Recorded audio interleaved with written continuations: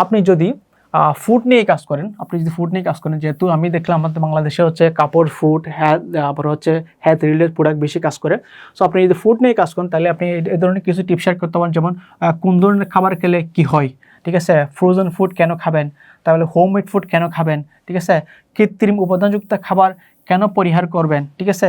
তারপর আপনি চাইলে খাদ্যাভ্যাস নিয়ে বিভিন্ন ধরনের টিপস শেয়ার করতে পারেন, রেসিপি টিপস শেয়ার করতে পারেন। এগুলো হচ্ছে আপনার আসলে প্রফেশনাল ওয়ে, একটা প্রফেশনাল মাধ্যমে একটা আপনার বিজনেসটা কীভাবে আপনি প্রমোট করবেন কাস্টমারদেরকে, ঠিক আছে। দেখেন, মার্কেটিংয়ের মেন থিমস হচ্ছে আপনি এমনভাবে মার্কেটিং করবেন যাতে কেউ বুঝতে না পারে আপনি মার্কেটিং করতেছেন, বুঝতে পারছেন। এইগুলো হচ্ছে সেই লেভেলের একটা টিপস, বুঝতে পারছেন। সো এছাড়া আপনি আর দিতে পারেন খাবার হচ্ছে নিরাপদ রাখার টিপস, খাবার সংরক্ষণ রাখার টিপস।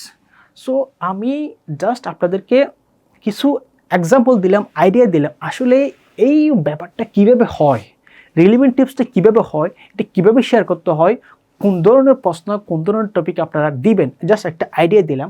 আপনারা চাইলে এখানে আরও কিছু প্রশ্ন এড করতে পারেন, আর বিভিন্ন ধরনের টপিক এড করতে পারেন, আপনারা আপনাদের মতো এড করতে পারেন।